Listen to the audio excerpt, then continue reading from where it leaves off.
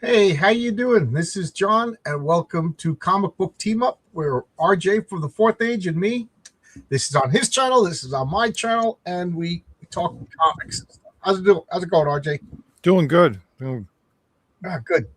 So, RJ, we were talking before we went live. RJ says you want to talk about what? Just great runs or great individual comics or what have? One or the other. Somebody had just requested it because I did a video about great literature on my Saturday video last week. So someone had Oh suggested yeah, in the comments to do yes, one for comics. yeah. I watched your video on Saturday. Yeah, all those, but none of them have pictures. RJ, what are you talking about? Dante's Inferno has pictures. You get the right copy. Yeah, it's funny because I was like, I think the only book that I didn't read was the Celtic book. And I Right. gotta say, I tried. I just, like you said, it's difficult. Yeah, I just found it difficult. I gotta try again though. I think I have it up in my bookshelves. Yeah. If I can't pronounce the names, I have extreme difficulty, and it's prevented me from reading a lot of like Aztec and Mayan mythology. I just can't pronounce the names. Celt. I'm starting to think like Welsh is not a real language. It's just people pretending. Uh, Oh, we got people in the chat. First off, Heroic Tales 2 is still available over there on Fun by Comic. I got a lot of copies left.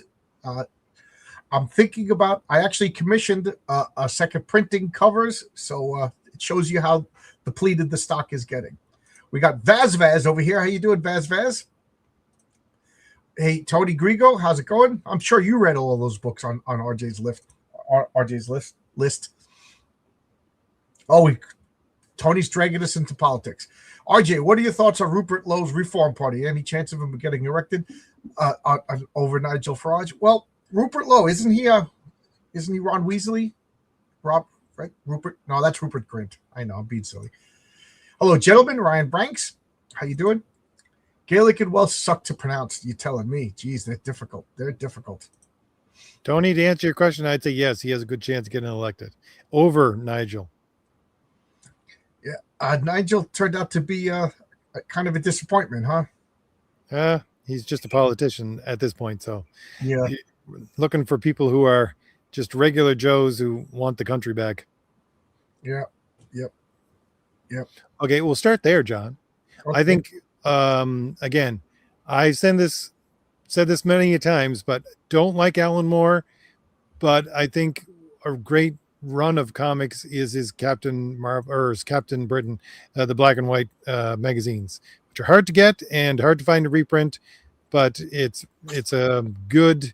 It's where Marvel 616 actually comes from. Yeah, this is number two. I got number one a couple of months ago, and here's number two. I'll read it this week, and then once a month I put in an order for back issues. So I'll read it eventually. That's how I collect comics now.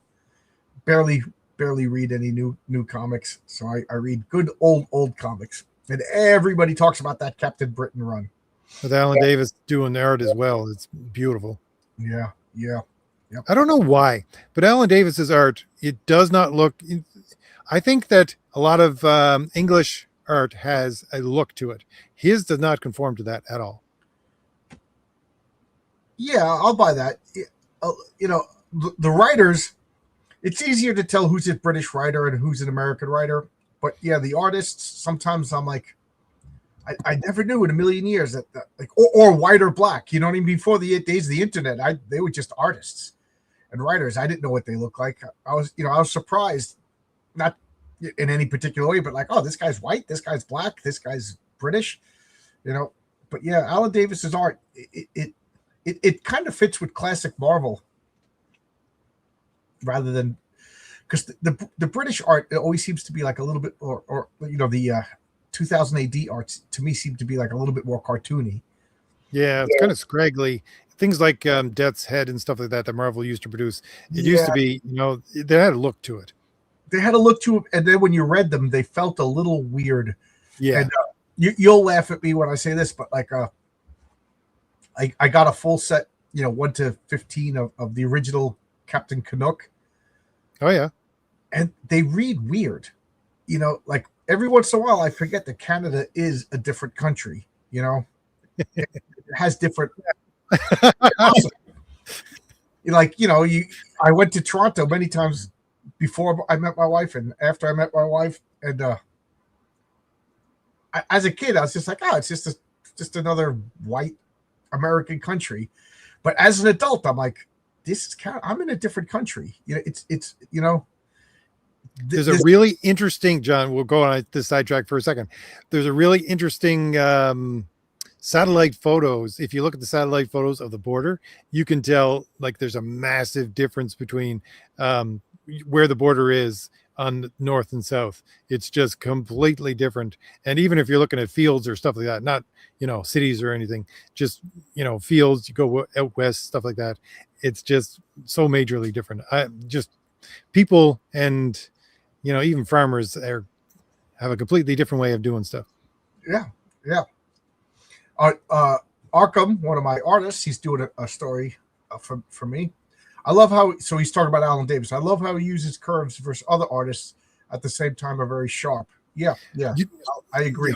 I want to pick up on that because one of the things that my artist Nick Axe is doing for the pages of Crom the Destroyer, he's trying to channel not really the art style of Alan Davis, but his panel layout style. Because if you look at the panel layout style of Alan Davis, his art is extremely rounded. Everything has a rounded edge to it.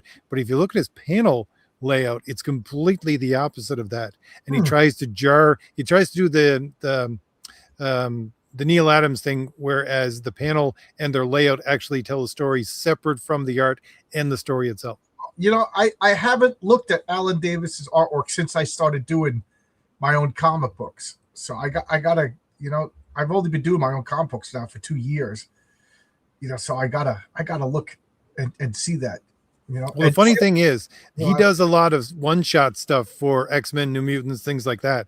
If you look at his normal stuff that he had on large runs like Excalibur, he has a slow burn kind of thing, and he uses the panels in a different way. But if he only has a one-shot, like the New Mutants annual, or he did a couple annuals for X-Men, things like that, you can see it much more condensed. Yeah, Tony Grigger says the Alan Moore Captain Britain run was spectacular. Everybody I have a trade paperback of it. Yeah, I got to read it again. And that was I remember reading that and I was getting that, oh yeah, this is a different country. These are people with different thoughts and opinions and ways of life. It was like alien. But like you get tricked into it because they speak English. You know what I mean? English as opposed to American English, but I again, guys, if anybody has ever read the original Captain Canuck, there's something like if you grew up reading American comics, which is basically produced by New Yorkers, for the most part, and then you read Captain Canuck, it just something different about it. I'm not saying bad, I'm just saying different. And I get the same feeling with Alan Moore's Captain Britain. I you don't realize it, but I guess Alan Moore adapted more American styles when he came to America, because his Swamp Thing doesn't seem British, But what about John Byrne? Do you find that the same thing happens with John Byrne? It's funny. John Byrne's Charlton work, I get that feeling from, and 3000 AD and stuff like that. I read his Doomsday +1. That's it. Doomsday +1, and what's funny is it was a Canadian writer. So it was a Canadian writer, and John Byrne at the time was a Canadian artist. So that kind of, and then I didn't know it at the time. Oh, I knew it when I read the comic, but I didn't know when I was watching. Now I'm getting it mixed up because John Byrne also did Space 1999. That was British. That was a British show. That seemed a little off to me. But Doomsday +1 is, in my way, it's a little off. It's a little different. And again, different doesn't mean bad. I know, like a lot of people, like I said, something's different. Different just means different, doesn't mean bad. But Doomsday +1, I would recommend it. It's kind of dated and it's charming. You probably find it in dollar boxes. Yeah. It's dirt cheap. But I'm such a John Byrne fan. I'm trying to get everything by John Byrne. His first comic book art, well, he did a thing called Raj 2000, which is why you'll see like a lot of license plates and later John Byrne work. It says Raj 2000 on license plates.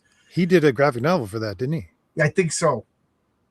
Later on, too, he went back and did it. I think that was his first creation, that he did it as a backup in a couple of Charlton comics. And then that got him his first regular series, which is Wheelie and the Chopper Bunch, which was a really, it lasted one season. It was a cartoon, Saturday morning cartoon about like an anthropomorphic car being chased by anthropomorphic motorcycles. And I remember watching it as a kid. It came and went, like a million cartoons, but I went and got all of the comics because it's John Byrne art, and you could tell it's John Byrne art. And just recently I did the X-Men where they're in Murder World, the first time they encounter Arcade. Right. You got to remember that. Remember Nightcrawler is in the fishbowl and the buggies are coming, the cars are coming to get him. They were Wheelie from Wheelie and the Chopper Bunch. He put Wheelie's face on it. I didn't get that when I read it originally as a kid because I didn't know about the Wheelie and the Chopper Bunch comic, and I didn't know John Byrne drew it, so it's funny to see all that stuff coming back as an adult and revisiting. Yeah. And speaking of great comic book runs, you cannot get any better than the John Byrne, Chris Claremont, and I have to add Terry Austin as that X-Men run. So X-Men, I'll say even the Chris Claremont, Dave Cockle run. So I'll say from Giant Size X-Men #1 to X-Men 150 is some of the best comics you're going to get. While I will not contradict John on that, I would say for my taste, the Mark Texeira is even better than John Byrne. I was posting some things on X, and one of the make comic women beautiful again was Mark Texeira's Dazzler. It's just beautiful. The John Byrne women, they had just like rounded curves that I still like. I like what I like. Like he draws Storm. She's not a waif, but she's not a muscular mutant woman either. She's like a I don't know. Do they still use this term? But like a hard body is a woman that's like, she got the 6 packs and stuff like that. Yeah. She was a soft body, like she was like had womanly fat, I did. Everybody remembers Pulp Fiction when I forget the Bruce Willis's girlfriend in the movie. She was just like, a woman with a small pot belly and like Madonna in Lucky Star. And I'm like, that's the way John Byrne drew women. I guess, you like. That's one of the things I picked up on when I did my faux review of Marvel Team Up with Red Sonja and Spider-Man, was the fact that the way he drew Red Sonja, you could see the curve inward where things would naturally grip on her skin. Right. So, yeah. Yep. Tony Grigo says, as much as I dislike Alan Moore, his Superman story is the greatest ever written amount of time. It's fun. Superman has like, I keep saying that Superman is like a meta character. He's allowed to break a lot of rules. He's allowed to break a lot of my personal rules. Like I want Superman to be more powerful. For the longest time, I wanted a depowered Superman. I was like, that makes him more real. But I was like, you know what? It's Superman. If one character gets to be overpowered, it is Superman. And I think a depowered Superman isn't Superman. So anyway, but that's one rule. He's the first, so he sets the standard. And he's so respected that even writers and artists that don't like Superman, don't like superheroes, or just edgelords, they always try to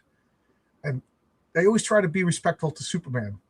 Like Alan Moore, he wrote some really good Superman stories. I agree. Garth Ennis, who hates superheroes, he did a really respectful Superman story in the pages of Hitman, one of my favorite comics of all time. But I know after 2015, the rules change and people are disrespectful to Superman. But those years don't exist to me in comic book world. I have absolutely no clue what's going on in Marvel or DC after 2015. And what I do know is Hushed Whispers. New Mutants Annual he did with Psylocke was amazing. You talk about Alan Davis? Yep. British G.I. Joe and Transformers were very different too. Were they reprints of American comics, or they were made originally in England? That would be interesting because G.I. Joe, I mean, it's supposed to be like a world organization, right? But it's the U.S. military, you know. Always made me laugh how the main villain in Alan Moore's Captain Britain was essentially an omnipotent Maggie Thatcher. I know. Can you imagine a woman who actually wants businesses to thrive and lower taxes and strong borders? She's practically Hitler. Voluptuous. That's a good word. That's a good word. Built like a woman. Yeah. Curvaceous. These are all good words. These are all good words. Oh, as an aside, today I came up with the greatest side character. And I don't even want to tell his name, but I'm so excited about this character. Like as soon as we're done talking, I'm gonna like write up a story that I can include this character. Has that ever happened to you? You just so excited about a character?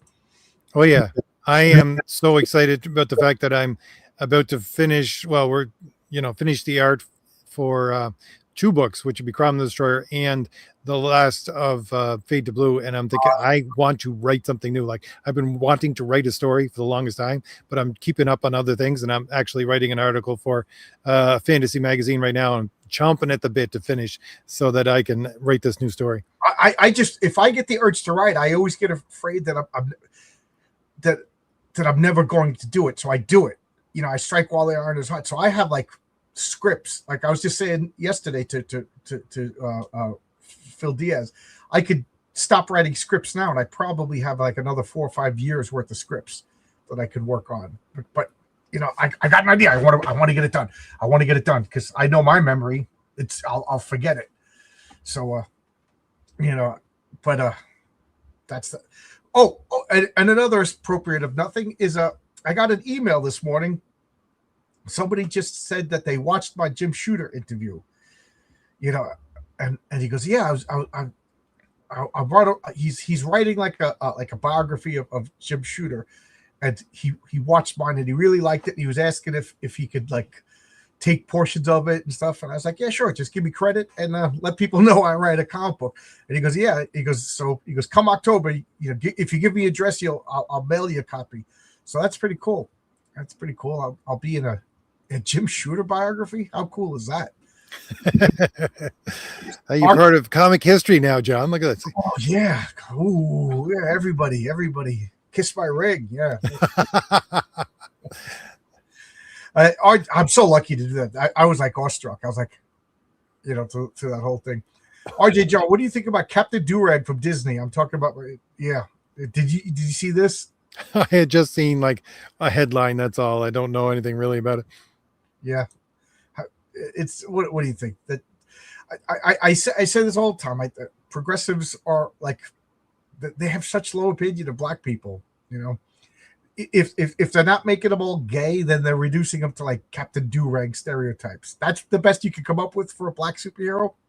Come on, man. I got to paraphrase Mitt Romney. I got binders full of black superheroes. I'll give you one for a price. RJ, question for you. Oh, great. Tony doesn't want to talk to me anymore. Why is that English pop culture outside of Arthurian legends cannot do heroic characters? Heroic deconstruction seems to be their milieu. There you go. That is perfect for RJ. I think it has to do with Hobbes and Locke, quite honestly. If you're going back into like the way that they think, they don't really believe. They don't believe in unalienable rights to begin with, and they believe in more of the Leviathan, the creation of the country. So it's much more of a submerged idea of the individual and how they act and their will. And that, to me, sort of circumvents, or at the very least alters, the way that they look at heroes, and the way that their heroes are expressed are a lot less individualistic, a lot more, I won't say communistic, it's not that, but more of a part of like Captain Britain. We're talking about Captain Britain. Okay, Captain Britain gets his power from the islands of Britain themselves. I mean, he can go to other places, but then he starts to get depowered.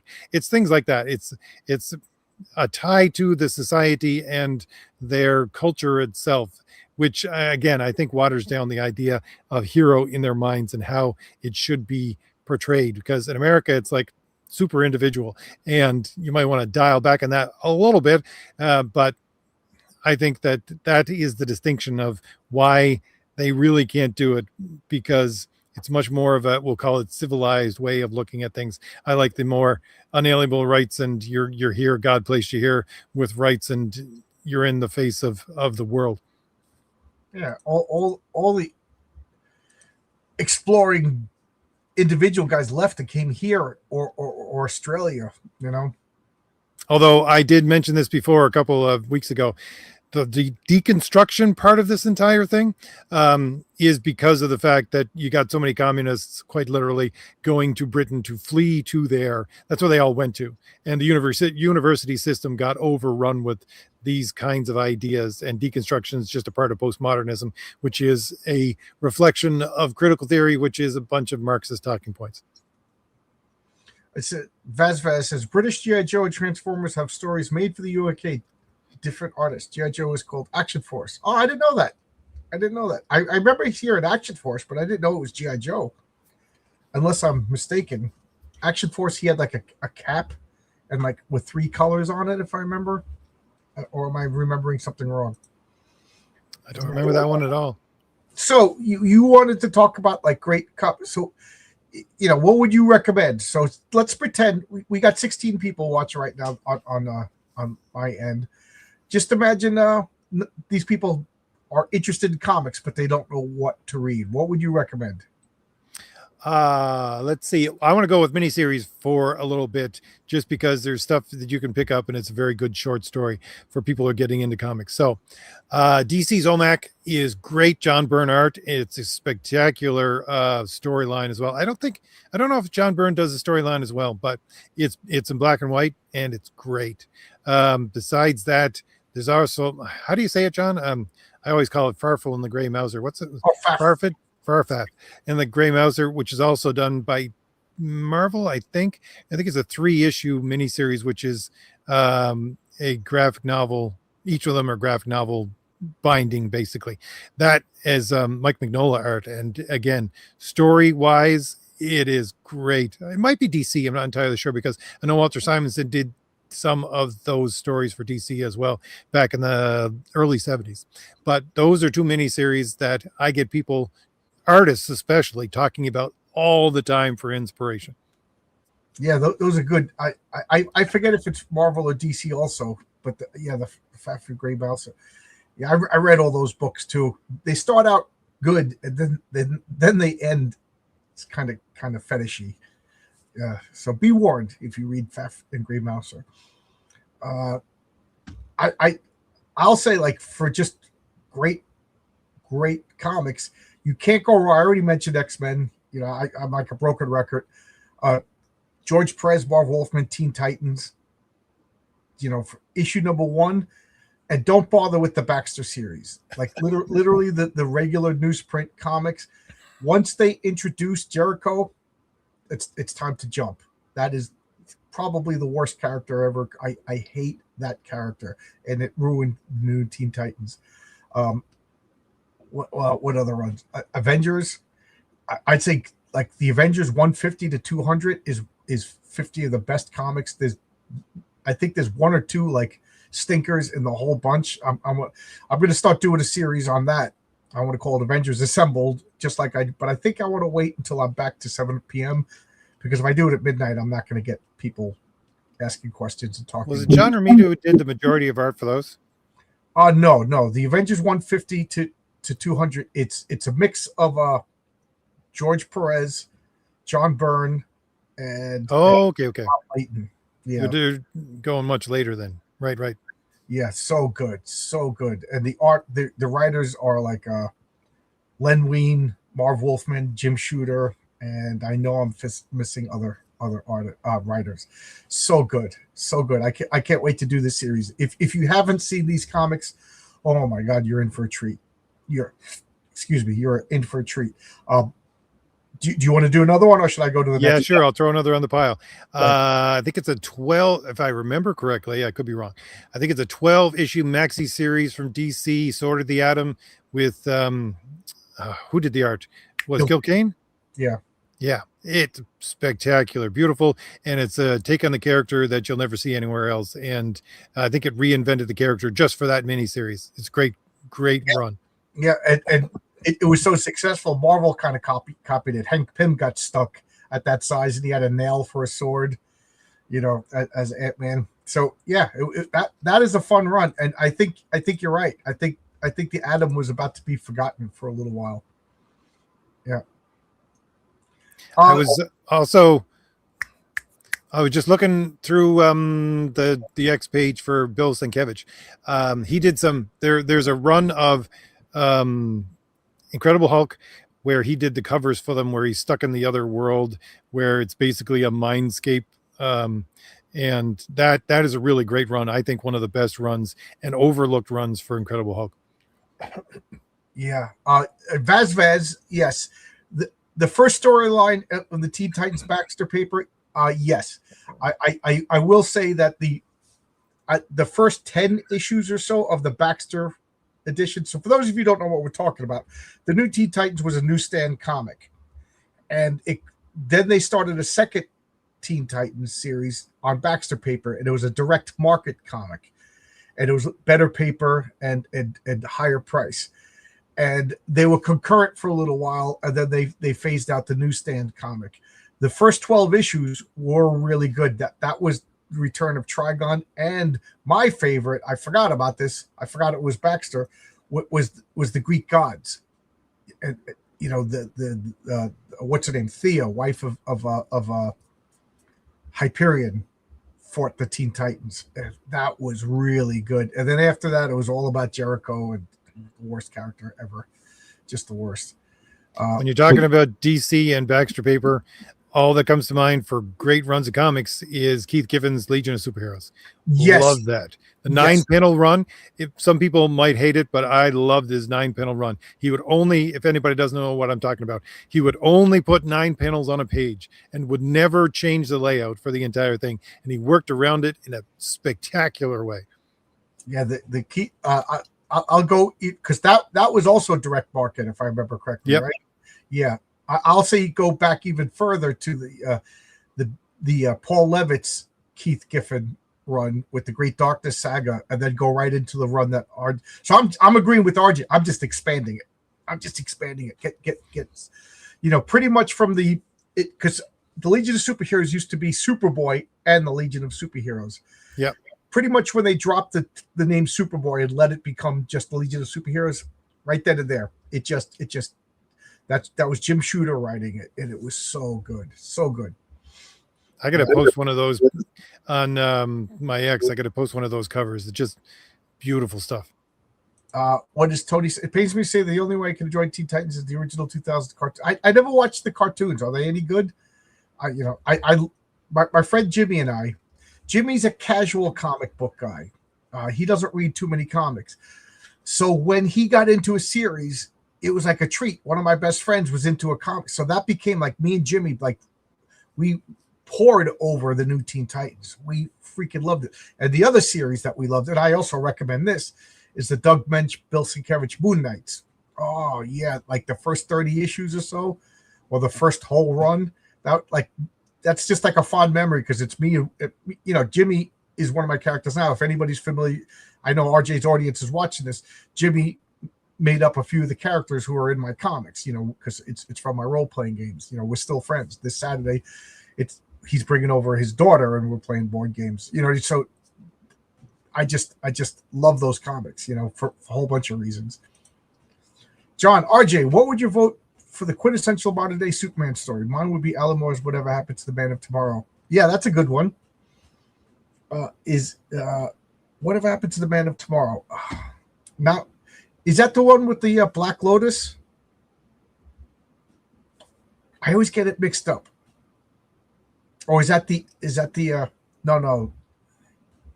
Refresh me what that story was, because I think I'm getting it mixed up. Numbers and Letters wants to know, what is a comic? I don't know if he's being facetious or not, but you know what? That is a pretty good comic. Question. RJ, you want to take that? Well, here's the thing. What we talk about is North American comics, Right. specifically American comics.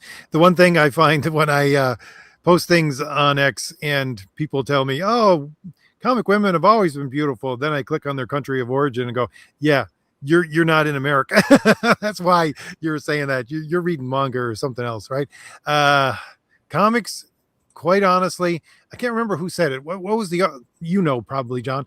There was a big time author who basically said comics is an American medium. So I would sort of flip that over and say we're talking about the American medium of comics, Right. which is to say it's a specific size, and well, you could add the magazines into it and things like that, but it's storytelling, sequential story. It's storytelling through words and pictures of sequential patterns, which anyone can do. Right. Let me put it that way. That's the American part of it. That's the whole Jack Kirby thing. Anybody can make a comic. Yeah, it's to me it's the blend of words and pictures to tell a story, or as Will Eisner said, it's sequential art storytelling. John, for the man who has everything is the Black Lotus story. Okay. Oh, so the man who okay. So I was the man who has everything is the Black Lotus story. That was the annual, if I remember correct, with Alan Moore and Dave Gibbons. The Whatever Happened to the Man of Tomorrow wasn't that the last issue of Superman, and then the last issue of Adventures of or Action Comics, and then Superman before the Crisis on Infinite Earths, and then rebooted it under John Byrne. Yeah, that was a good story. That had the Brainiac, Lex Luthor team. Yeah, that was like the official send off of the Silver Age. And yes, and it's like Mark, and it's funny because I talked with Mark Miller, and when he talks about Silver Age Superman, you could see this childlike glee from a person who wrote some of the most violent comic books you could ever read. But like, there's something about Superman, and that's what I mean when I say Superman is like, he's beyond comics. He gets to break the rules of the comics, and like the most cynical people like Alan Moore, and I don't know if Mark Miller's cynical. I think he's a good family man in his real life, but Garth Ennis seems pretty cynical. They beam like children when they do Superman. Yeah. I'm going to answer that question. If I would say it's a collection of stories for Superman. For me, it's also a great run of Superman comics, which is John Byrne's reinvention of Superman from issue number 1. Okay, yes, that's your Superman recommendation. Yep. Yeah, I got to say that's the most I'm familiar with, because at the time when I was an edgy kid, I didn't like that wholesome, hokey Silver Age Superman. I do now. And you know what got me to like it, paradoxically, is Alan Moore's Supreme run. That is a run Tony, have you ever read that? Alan Moore took over Rob Liefeld's character Supreme, and Alan Moore just told Silver Age Superman stories. He used Supreme to do it, and it's surprisingly fun. It's really good. I recommend it. Here's a good question for you, John. I don't know if I put this on the list, but what are your thoughts on DC's Books of Magic? That was an interesting 4-issue series with characters like Mystery, The Question, Black Lotus. I think Zatanna might have been in there as well. Yeah, did you ever read that? Yeah, the original 4-issue series of the Books of Magic is John Constantine, Dr. Occult, the Phantom Stranger, and Mr. E, come out of the whatever, and they're going to teach Tim Hunter. How is this for weirdness? Tim Hunter is a little boy. He lives under the steps. It is his father's house, but later on it becomes his stepmother's house. He wears glasses, and he has a pet owl, and he's the greatest wizard of his age. And probably 20 years before you ever get Harry Potter. Right. And the funny thing is, it was written by Neil Gaiman of Sandman fame. And somebody asked him, are you going to sue J.K. Rowling? And he said an interesting thing. He goes, that's a British trope. The boy that lives under the steps who's a wizard. He goes, and he started listing off all of these stories that I never heard of as an American that borrowed the same trope. He goes, so if I was to sue J.K. Rowling, then the person who did it before me can sue me. He goes, it's just a British trope that a lot of storytellers use, so I was like, I didn't know that. I thought, I obviously read books of magic first, and then when Harry Potter came out, I was like, this is just ripping off DC Comics. Lo and behold, I was an idiot. That it was just something that happened a lot over in Britain. There's a female version called The Worst Witch. It's like the same exact story, And then what they do with it is different. I mean, I'm still a big fan of Harry Potter. I love it. And I recommend the books. The movies are okay. The movies are like hors d'oeuvres. You want a full dinner, read the book. Oh, and Tony Grigo says he also recommends Chuck Dixon run on Airborne, the original run on Alien Legion. And for Batman, you can't beat the entirety of Alan Grant's run. Yeah, I will say for Batman, for me, the whole time that Denny O'Neil was the editor of Batman, you can't go wrong. Just so if you see Denny O'Neil as the editor on Batman, there you go. That's my Batman. Chuck Dixon's Airboy, I love it, but I don't know if I would tell people like who didn't know comics to pick up Airboy. Airboy is a, it's a weird comic. It's a World War II comic, and then the Chuck Dixon brings him back into the 80s. And there's one of my favorite villains of all time, Misery. He's this death skulled shroud, and he flies this B-1 bomber that never lands. And he calls it the air tomb. And inside of it, it's like infinite space. It's just like another dimension inside of the airplane. And it's just a graveyard of all the people that he's killed. It's a bizarre comic, and I really do like it. So and some wonderful art by Tim Truman. Oh my God, the art is spectacular. Now I'm selling you on it, but it is good, and you can get them in dollar bins. For me, the caveat for Alien Legion, I wouldn't put Alien Legion in this list. I would put it second tier, but I would suggest people start with the volume 2 of Alien Legion, which is the Strowman run, and start there. And if you like that, then go back and read the first volume of it. Yeah, I only read the first couple of issues of it, and it's lost in my shuffle. I gotta take it up. That was a series that I missed because I didn't like science fiction as a kid. I wanted superheroes. So everybody told me Alien Legion was good, but I think I bought the first 25 issues, and I think I read the first 8 or 9 so far. I got to go back. I got to refresh myself. I don't remember it that well. Classy to me, with a nice, beautiful cat, says the subtle details of the new Teen Titans, how the art portrayed Raven's face.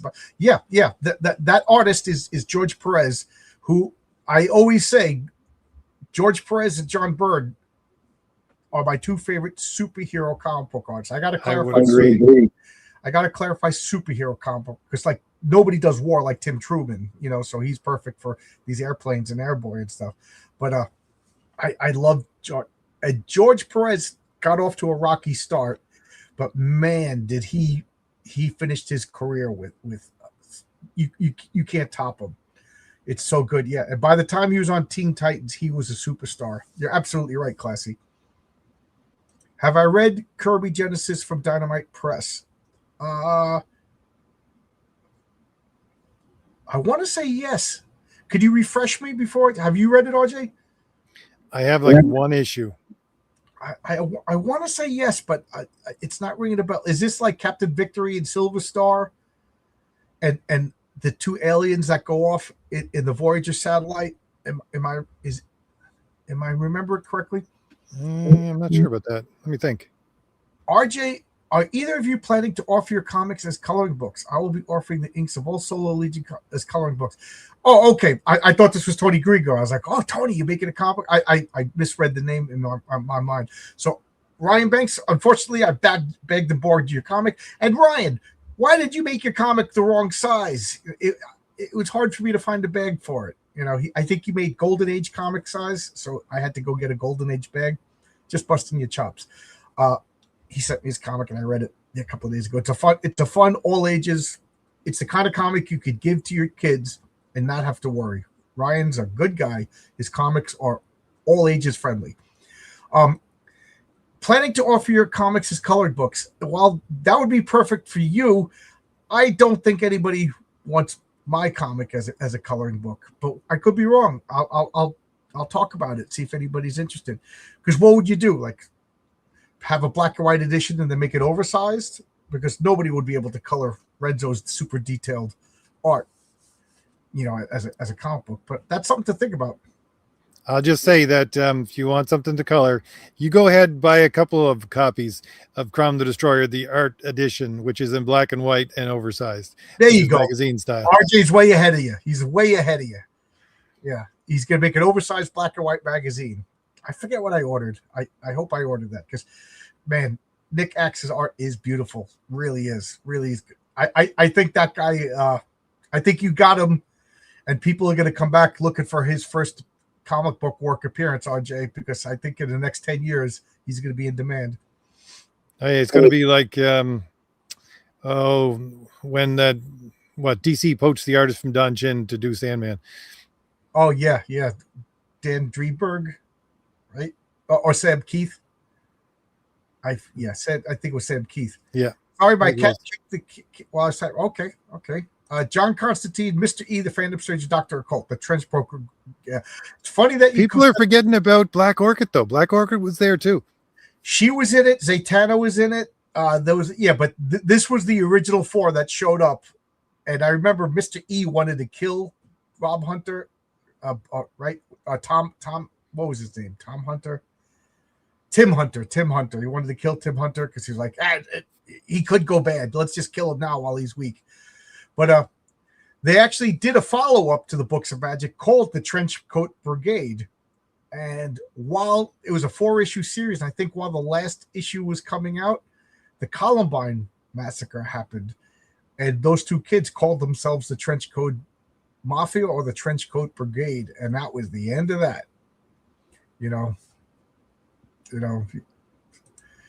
I love the Juggers solo story. What is Juggernaut? Is that what you're talking about? All right, and Arkham's going to bed. Good night, Arkham. So he gives me a mystery, then leaves. Thanks a lot. Also, a high recommended for the complete Shadow Line saga from Epic Comics. You can get each. Yeah, I remember the Shadow Line. Yeah, I think that you'd have to be pretty deep into comic lore to get into Shadow Line right off. Yeah, the Shadow Lines. I'm trying to remember. There was Dr. Zero was one of them, right? Why can't I remember the other ones? But I know I have them all because it didn't last too long. But I think it was like a great example of before its time.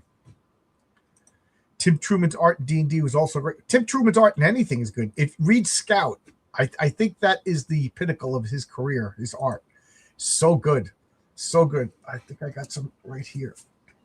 Some Scout.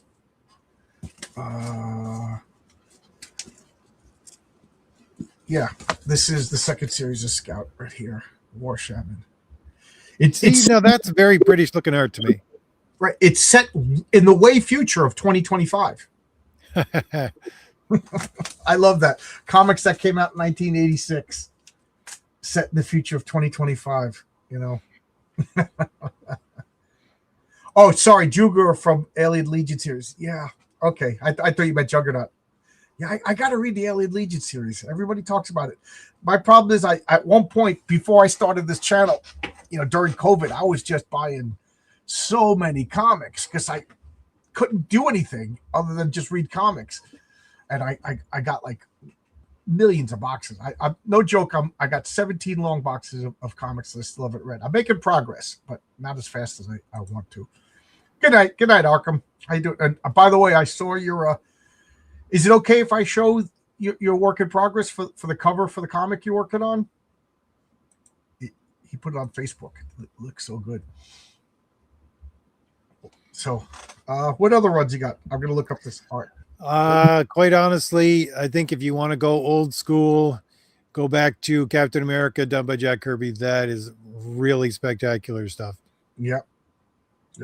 I love Jack Kirby. Nobody does action like Jack Kirby. Especially in his Captain America run.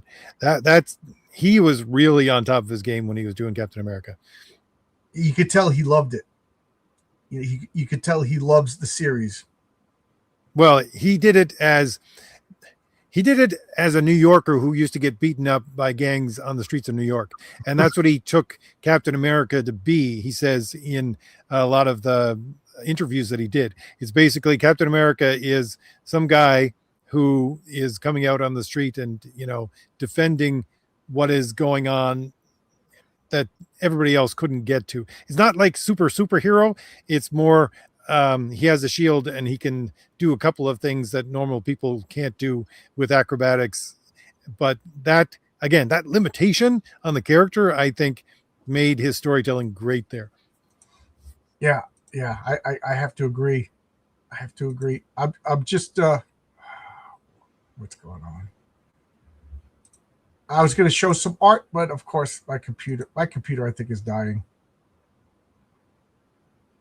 Oh well, yeah. I think Captain America. I think Captain America was Jack Kirby's favorite creation, so I think that love for it, the enthusiasm came off. Like, just to, like, I always remember there was one panel, and Captain America's extending his arm, and you could just see he's got like an extra muscle somewhere over here. He's got the bicep, he's got the tricep, he's got the forearm, and then there's this other muscle over here. So like you could kind of goof on Jack Kirby's anatomy, but this punch is hitting a soldier, and it's like an explosion coming out of his fist, and this guy's like flying off the ground.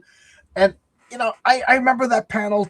I must have saw that when I was 6 or 7 years old, and I still think about that, like how memorial it was. Like, I didn't give a crap that the anatomy was off.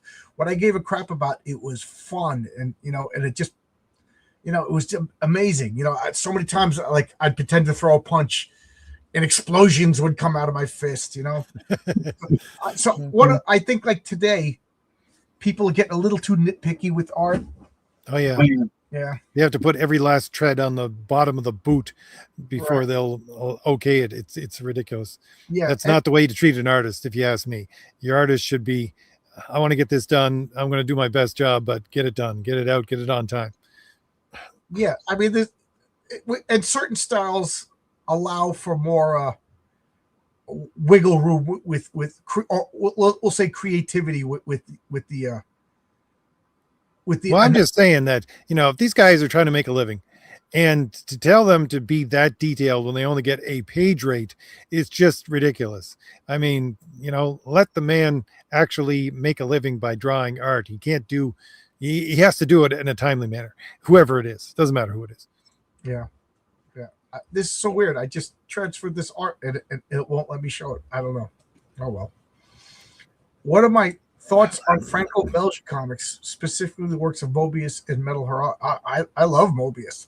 I don't know where I got this, but I have a full box full of heavy metal magazines. Like, I know at one point I was going nuts buying collections from people. So I must have bought a collection from somebody and didn't realize I was also getting heavy metal. I love it.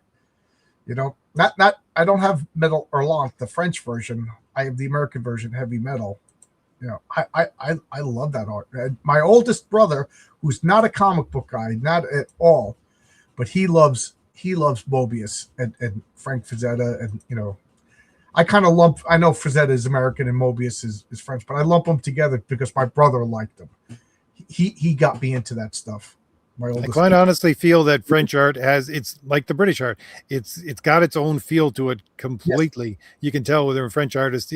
I don't know what it is. It's basically, if I'm thinking about it, ultra realistic but impressionistic at the same time, which is a weird combination of things. But I love Mobius, and I love the way Mobius draws. It quite honestly kind of reminds me of Jack Kirby in a funny kind of way, because he just lets things flow. It's like, why does this guy's hat have to be 4 feet high? It makes no sense whatsoever, but it makes a good visual. Yeah, you're probably like me. I always was aware of Mobius, like I said, from my oldest brother, and every once in a while he would pick up these heavy metal magazines. But then Marvel, the Epic Run, did these like graphic novels of Mobius, and they were just labeled Mobius 1, Mobius 2, and that exposed me to like the Airtight Garage and stuff like that. I must have read those over and over and over again. And I remember at one time I wrote a comic book script that was a blatant ripoff of the Airtight Garage. I was what, like 15 years old. It just, nobody will know, kind of thing. And I loved it. And I still have to say I'm kind of confused what is actually going on. And then the Inkle, I love all that stuff. I think it's I can't remember if it's a one shot or it's a two book, but I said this before, but I love Mobius's Silver Surfer. Uh, yeah. That two issue, it was Stan Lee and Mobius. Yes. I remember when that came out. I just remember just looking at the cover. That was one of the first times I just, I'm a story guy, so like the art has to be good, but I read the story, and then like the second time around, back when you were a kid, you got like a few comics per month, so you read them over and over and over again. The first time I read a comic, I just read it because I wanted to know what happened. I wanted to know, the story and everything. The second, third times I started paying attention to that movie. I remember I got that and I sat down and I was looking at the art, and then realizing I wasn't even reading the comic yet. That was so beautiful. We got a man called Plush. How you doing, a man called Plush? Hail, RJ. Strange thought. Is it me, or do we not get motion lines trailing behind a punch or a kick or a jump in Marvel DC anymore? I couldn't tell you about the last couple of years, but there was a concerted effort from about the 90s onwards to get rid of motion lines because it was too comic booky and they wanted to be more professional. Whereas for me, I have the guy doing the art for Fade to Blue. I'm keep on telling him, put motion lines in there, would you? It's like he's moving backward away from somebody who's attacking you. You got to put some motion lines in it in order to actually explain what's going on in this panel. I think motion lines are essential if you want to, do comics. You could fudge every once in a while and have a book that doesn't have them if you're going to have action, but you need movement and action lines. I'll go even further. There's a lot of great comic book, like I call that grammar of the comic book: motion lines, the word bubbles, the thought bubbles, caption boxes. We all understand panels, gutters, the action, the drawing, and stuff like that. But like that's a language unto itself, and all of this little stuff invented, like the Japanese have their own little grammar, like the water bubble coming out of the nose means you're sleeping, things like that. But I miss the thought balloon. I brought back the thought balloon in my comics. Matter of fact, I showed off a page, a panel of the patriarch, and he was on his knees, and he was like, I can't, I got, basically said like, I got to do this, or that girl will die, or something like that. I forget exactly what he says, and I just put the panel on because I just loved the way it looked. And the first comment was, "Wow, you're bringing back thought balloons," and I was just like, I am. Because I have thought balloons too. I think they are essential. I agree, John. Yeah, because my first issue, I did a rookie mistake. I had the patriarch flying around by himself, so I had to have thought balloons. Otherwise, there would have been no dialogue. You know what I mean? Like he didn't have anybody to riff with. That's like the oldest trick of the book. There's a new guy, and the experienced guy tells him what's going on, so the reader could. I didn't do that. I just had him flying around, so I needed thought balloons. Otherwise, it would have been a very wordless comic. But I agree with you, man called Plush. I would recommend 2000 AD Slain, especially the Simon Beasley run. I don't know anything about it. Tony, since you talked about this, is there like omnibuses of 2000 AD? Like, preferably in order, like the first, I don't know, 25, 30 issues. And then, do they do that? Because I do have, pardon me, graphic novels like the DR and Finch, which was like Alan Moore's stories in from 2000 AD. The DR and Finch, he had like a run. I got the Halo Jones, which is also Alan Moore because I'm a big Alan Moore freak. And then the other one is Alan Moore's Time Twisters. It's all time travel stories, all from 2000 AD. RJ John, have either of you read Meta Barons? Yes, I love Meta Barons. I got them from the Humanoid Press. I think there's like 12 issues or 15 issues, something like that. I recommend them if you like that European style of storytelling. I have not. If you like Mobius and stuff like that, it's pretty good. It's very British sci-fi, So like if you like Mobius, you'll like it. It's a generational superhero, the Meta Baron, and then his son takes over. and they become like godlike beings. It's a good comic. I recommend it. I agree. Make comic bubbles and action lines great again. No more thought balloons because modern writers no longer have inner monologue. That's true. Did you hear about that, RJ? That they're starting to find out that there's people that, like, what do they call don't them? have inner they're basically NPCs. They have no inner thoughts. They just come spilling out of their mouth. Yeah, this aphantasia, they don't have any, and I might be mixing them up. Aphantasia, I think, is people don't have images in their head. Like Right. when apple. Right now, I have a bright red apple in my head. Like I could rotate it. I could kind of feel an apple in my hand right now. Like the memory of a feeling, if that makes sense.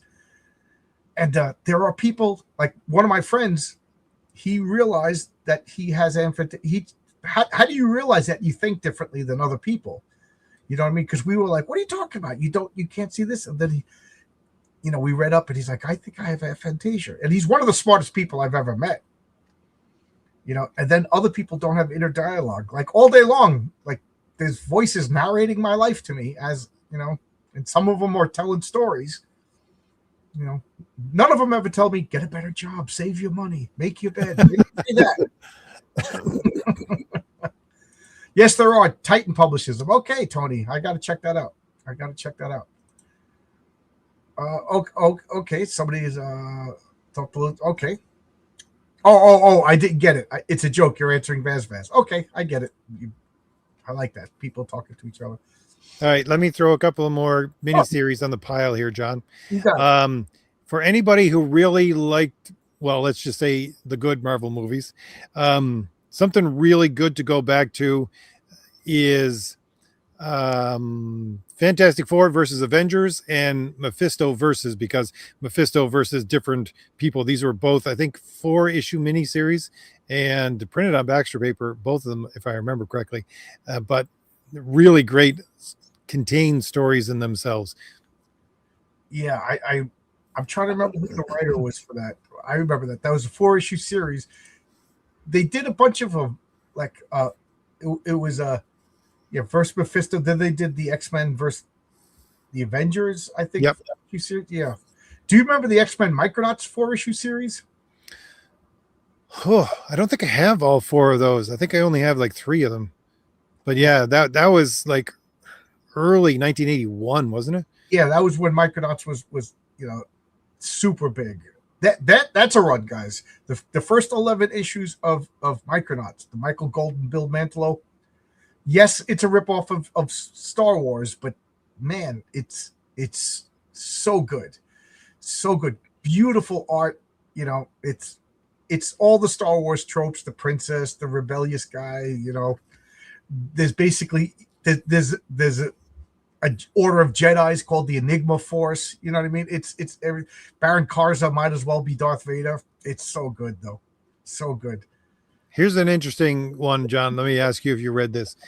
I think that Marvel has completely screwed up the whole Alien franchise and everything else that they're doing with it. The original first run of Dark Horse Aliens, I think, was a really, really good series. I'll take your word for it. I never read it. It's black and white. Yes, and it looked gorgeous. I remember I could picture the covers in my head. I remember seeing it. But again, when that came out, I didn't want science fiction comics. I wanted superhero comics. And I think, and I'm sure Tony can correct me if I'm wrong, I think that came out after Alien 3. And I hated Alien 3 so much, I was done with Alien. Like, I love the first Alien movie. Everybody loves the second Alien movie. And Alien 3, I was just so disappointed. So those 2 reasons. I wanted superhero comics, and the third Alien movie disappointed me, so I never picked that up. Here's a good one for anybody who, let's say, kind of likes punk music and things like that. Continuity Comics, Neil Adams, Cyber Red was a really good series for anybody, and it only lasted, I don't know, it was like 18 or I can't remember how long it lasted, but it was basically a long mini series. But that was a really good series, I find. Yeah, I remember that. The Continuity Comics. They were hard to find, right? Were you able to just pick them up? There was the place where I was living at the time. There was like 7-Eleven right next to the only McDonald's in town, and I would always go to McDonald's and then over to the 7-Eleven to get these continuity comics because they had like that was the only thing they had on their spinner rack. It was the only place I could find them. Yeah, because I remember wanting to get a few of them because it was all like Neil Adams' beautiful artwork, and it took me a long time before I could get full runs of them. For whatever reason, over by me, they were hard to get. Alessandro Salvo, his eyeball staring at me makes me feel guilty, is asking, RJ, why do progressives like vampires so much, in your opinion? Because they suck the life out of things. You're joking, but I think that's the truth, is that they don't create. They need other warm-blooded actual humans to exist. Seriously, I'm being silly, but what do they create? They are like body snatchers that just show up after somebody else already did something, and then they change it, and at the same time they want credit for doing the most basic stuff. Oh, we hate Nazis. Like, yeah, well, name somebody who likes a Nazi. Normal people don't like Nazis. What's wrong with you? And then, oh, we like Dungeons and Dragons, but we're going to change everything. Oh, it's too hard. Thaco makes no sense. I can't understand it. Let's dumb it down. Blah, blah, blah, blah, blah. Warhammer. I always love Warhammer. I love Warhammer. Oh, let's change the whole mythology because my gender identity politics doesn't match this thing that's been out for 40 years.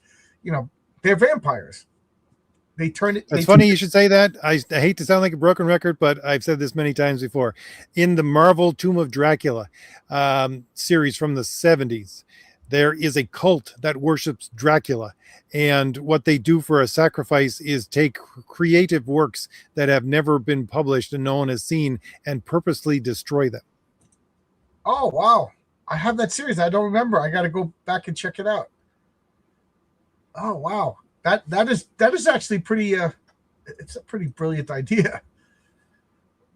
I was thinking of a creature that exists on words that are forgotten. Like, he's like a memory, and like like when you can't remember where you left your socks or your wallet, it's because he devoured that memory. Things like that. So like there's words that were common. Like everybody says, oh, that RJ's disgruntled, but nobody ever says gruntled because that creature ate that. He ate that word. Gremlins. That's what I would call them, John. Yeah. Thought gremlins, I guess. Let's see. What's the next question? Tony Grigo, John. Thank you for all the questions, guys. It saves me from actually thinking. And nobody wants me thinking. RJ, John, do you get frustrated when you see small dynamic panels that could make great splash pages or 2-page spreads? I absolutely do. I prefer less panels but larger cinematic spreads. Now you're making me aware of it, but like when I read a comic book, and only recently, now that I make comics, do I look at, I would have done this different, or this is a mistake, or I get what he's doing, but this didn't work out. Like, I do things like that now. I just read a comic the other day, and what drove me nuts, and this is a wonderful comic, it just happens to be here, but like, it was the regular Z pattern, and then you turn the page, and it was like this across 2 pages, but it wasn't clear. Oh my God, that drives me nuts. So I like, so far I haven't, this would have been a good splash page. I haven't encountered that yet, but I do struggle when I'm writing scripts. Should I make this a splash page? And Aaron Sparrow read a couple of my scripts, and Brian Christow read a couple of my scripts. And these are guys I respect that are writing a lot. And it's funny because they both read the same scripts and they both had different criticisms. And like I said, I respect both of these guys. So it really made me realize that everybody's different. Because one guy said this should be a splash page. And one guy said, didn't mention that this should be, like, if it was objective, then they both would have said this should have been a splash page. And then only one of them said this ending should have been over here, and you should have done this and made this the last page. You know what I mean? So, like, what you're seeing is what you're seeing, and what RJ is going to see is what RJ is going to see. And all I got to say is, it's kind of like an instinct, you know. Like, I'm sure if me, RJ, and Tony, and Vaz, and everybody in this chat right now, if we all got the same story, like whatever, we brainstormed as a committee and came up with a story for Superman, and then we all went to write a full script, it would be completely different, but it would all be the same story. So who did it right? What do you feel about that, RJ? Well, I'll answer one thing first. There's an interesting thing that I saw Nick do for Crom the Destroyer. And when the panels didn't go Z, he did a fun thing where he made the bottom of the panel into a triangular shape instead of a flat, so that it draws your eye downwards towards this panel instead of going in the Z pattern, which I thought was brilliant. That's the same thing, because he sent me a page a while ago, and he just said, read this page to be in order, you know, and he had temporary words put in, and I read it in the correct order, and he goes, oh, thank God. So I wonder if that was the same page, you know, but I was like, yeah. Although the dynamic panels that you would want to make something better. I don't know. Are you still there, John, or am I gone? I can't really tell. Anyways, I love comics in the fact that you have these books which you can have spectacular art just sandwiched in the side because there's so much of it. That being said, there's a panel from the Valiant Heroes that Renzo did, and I basically said to him, that is so beautiful, I want you to turn that into a poster. Okay, I'm back. You were always here. It was me that was gone. Yeah, I like his art. So what do you think that, like, is it an art or a science making a comic? A bit of both. Yeah. I mean, to me, you got to have a splash page, either first or second page, one or the other. You have to. That's the way my books start. I always start with action. And it doesn't seem to me like, let me put it this way. When I get a splash page, it's not me debating it in my head. It's time for a splash page. I don't do it's time for a splash page. It's like this necessitates a splash. Well, page. that too. I mean, like you're in the middle of a battle or something like that. Right now, when I was doing the last script for Fade to Blue, there was I think it was like page 6 of 8 because the chapters are 8 pages each.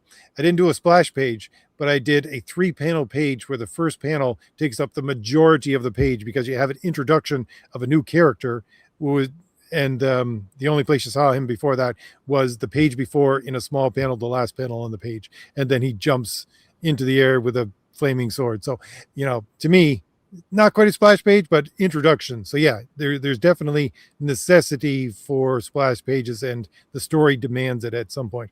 Yeah. Just like it's just a feel like I'll write a script and I'm like, this all belongs on one page. Like, you know, 6 panels, 5 panels, 3 panels, whatever. And then, like, okay, this is where I go to the next page.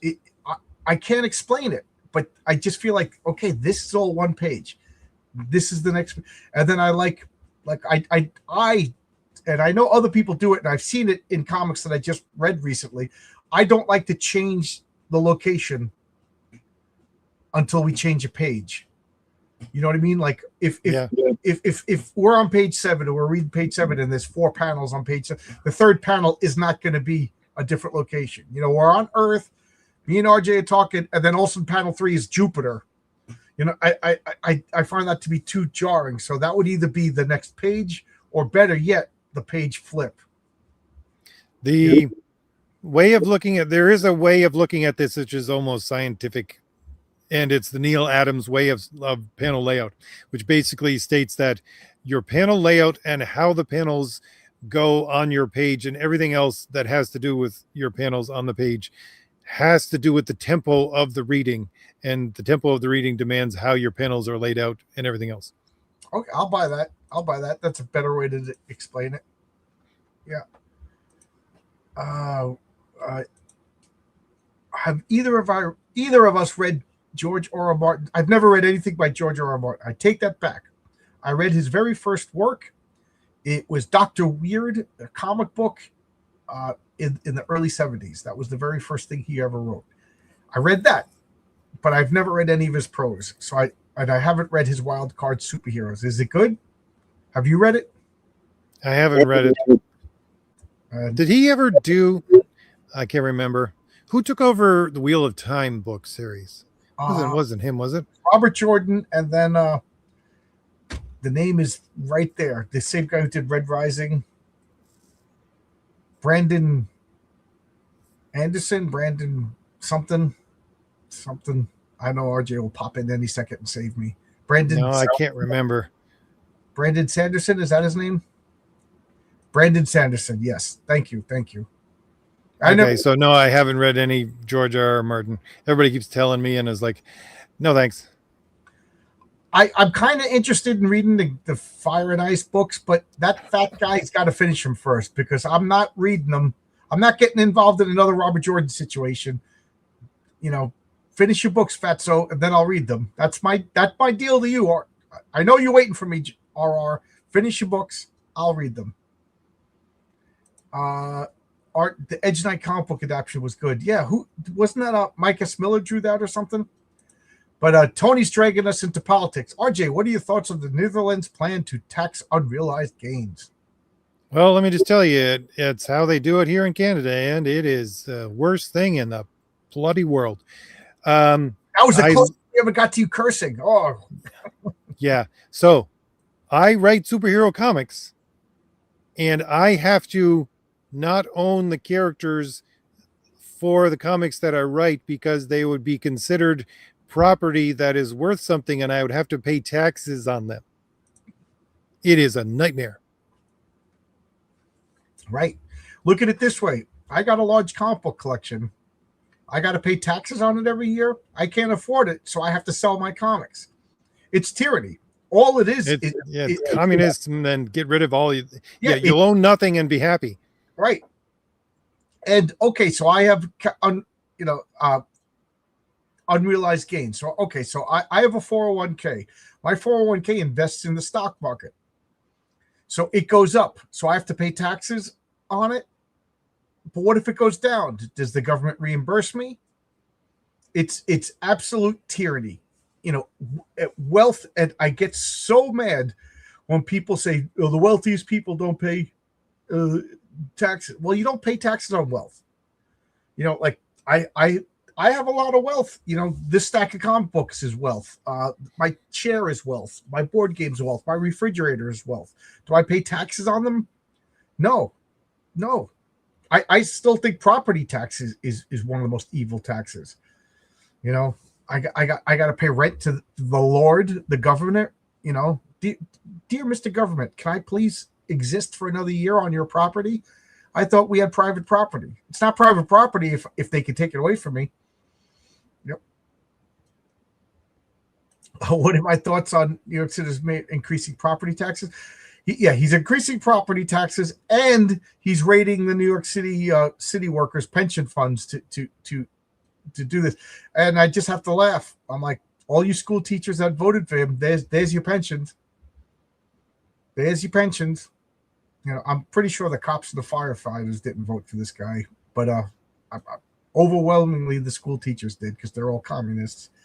There you go. You get what you voted for. And it's funny because we have C division electricians that work directly for the city.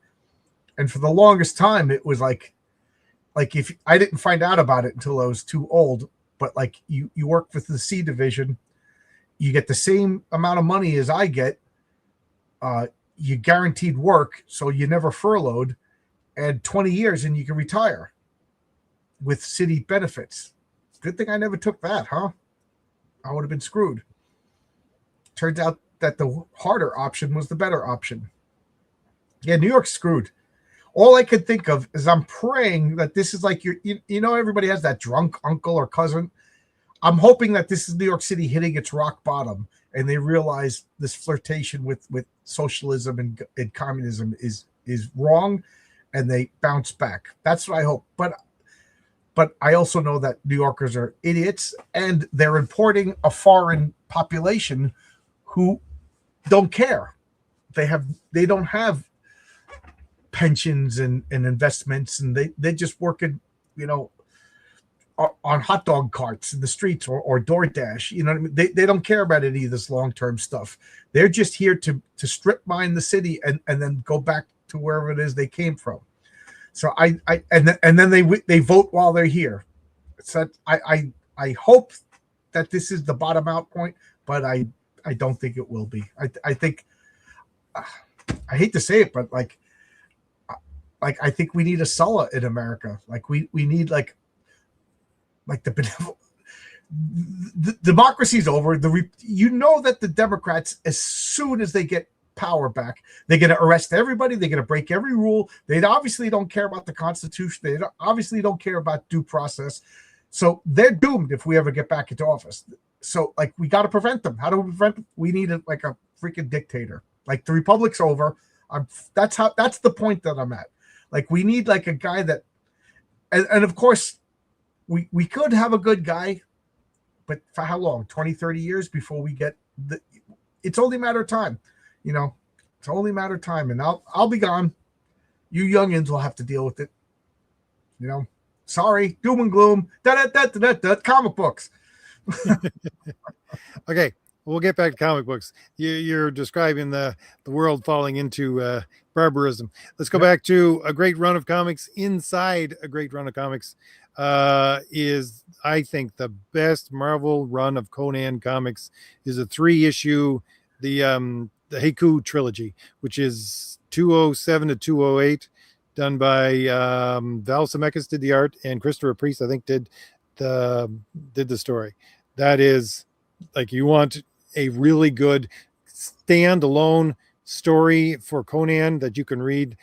Well, actually, it is tied in with the stories before it, but you can read it in itself. And I love the Val Zemeckis art. It is spectacular.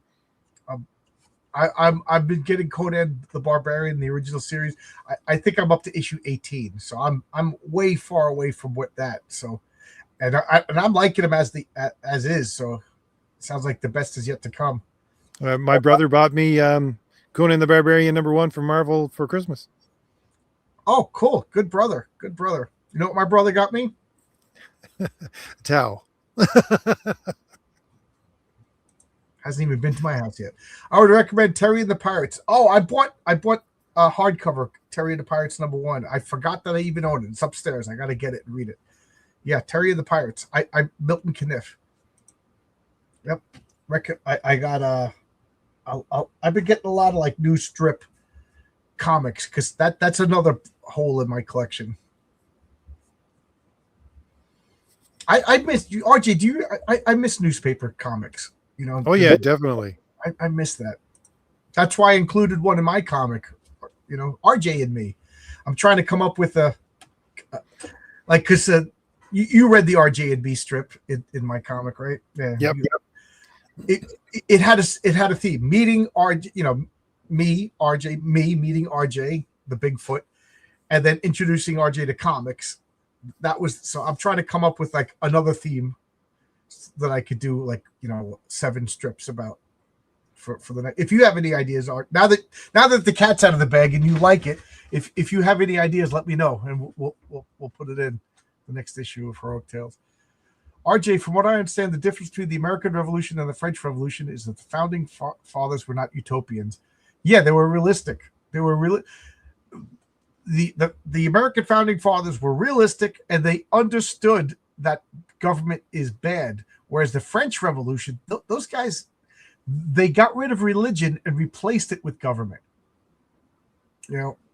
Literally. Yeah, I'm not even joking. I'm not even exaggerating. They believed in, they were the natural result of progressives. And you know how we had cancel culture? Well, they had cancel culture too, but it was literally killing people. What was his name? Murad? the guy living in the bathtub.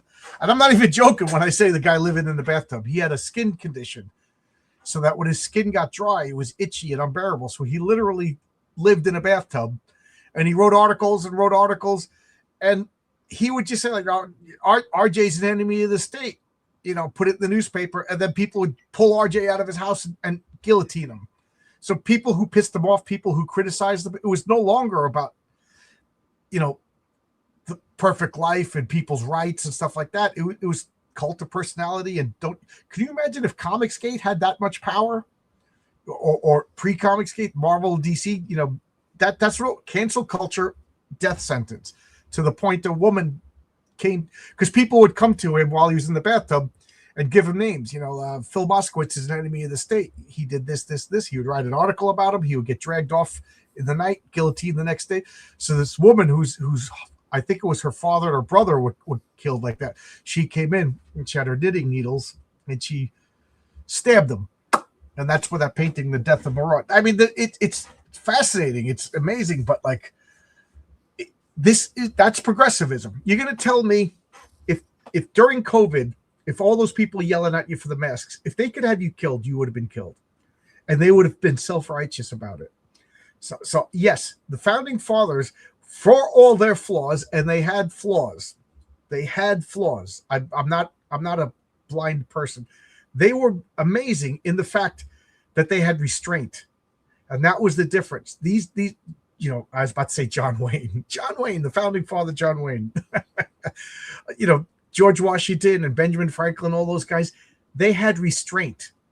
It was amazing to get 300 of these people all together writing a constitution. And they all had the same fear of the government, a good, healthy fear of the government. And it's why our Constitution is the longest surviving Constitution. It's amazing. And they're the flip side of the French Revolution, because even though a lot of them were deists, the idea of unalienable rights can't really exist without the idea of God being there. Yeah, it says it in, we bestowed these inalienable rights by our Creator. I know I'm getting the exact wording wrong. I mean, this is, my wife laughs at me, but I keep my little copy of the Declaration of Independence and the Constitution on the desk so I could argue with fools. It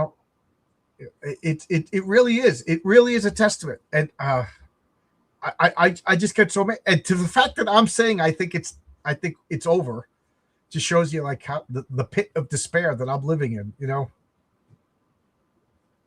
Yep, like to the point it's like get your supplies in the house. Go to church, everybody. It's coming. John, you should release a weekly show covering all the accomplishments of the New York City mayor. Yeah. Me putting a bullet in a revolver each week. John and RJ, as a hero, would you rather go into the future not knowing the technology, or go into the past and miss today's conveniences, or go into a dimension where you don't know the physics? Well, going into the dimension where you don't know the physics is a death sentence. So I'm ruling that out. I have fantasies of like a time machine that like I open up the door right there and there's a portal to like 1947, right after the war, things are good. And I go into that portal and I'm in a house in 1947 and like I have a family there, and I know the stock market. I know who wins all the Super Bowls, so I can make the right bets. I could buy some good comic books and then bring the comic books into the portal here into 2025. You know what I mean? And so I would rather go into the past. Going into the future, I don't have much hope for the future. The future is not going to be good, Ryan. I'm sorry. You have more faith than me. I would agree. I would go into the past just because, well, it'd have to be a very specific place and time. I wouldn't go any farther back than the medieval period, although I always think to myself, I should have been a medieval person. I should have been born in a medieval village. I would have fit right in there. Yep. Yeah, you would have. My wife and I, every once in a while, we have like these fun talks, and she's like, I would like to go back in time and meet Jesus. And then, of course, I'm like, yeah, but you infect everybody with your disease. You wouldn't understand the language. you would immediately be declared a witch because here you are in the Middle East with your big bright blue eyes. Things like it's just like you got to ruin everything. So where would you go? And I go, after World War II, you see the ships pulling in and all the sailors and soldiers just walking through like the harbor and everybody's cheering.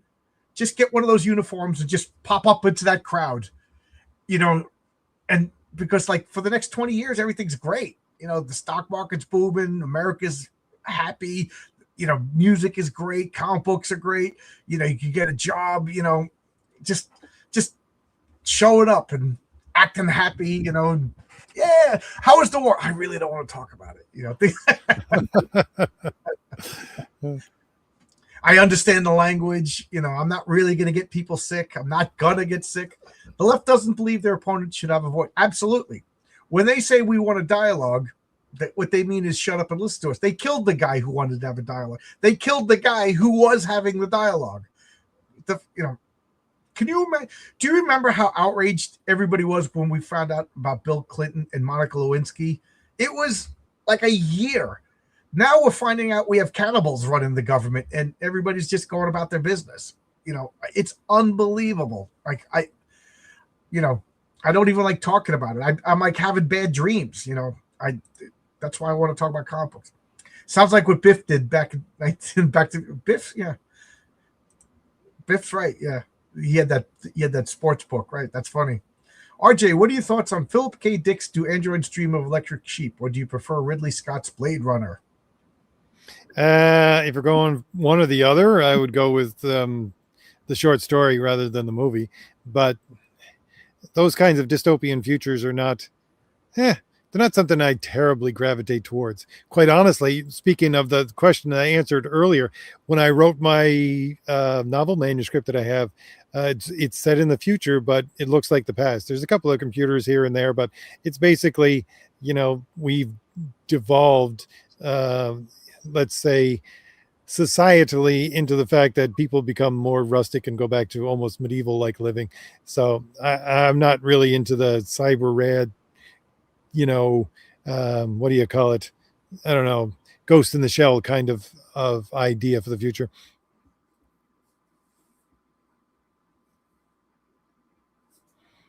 All right. I don't know what's up with John.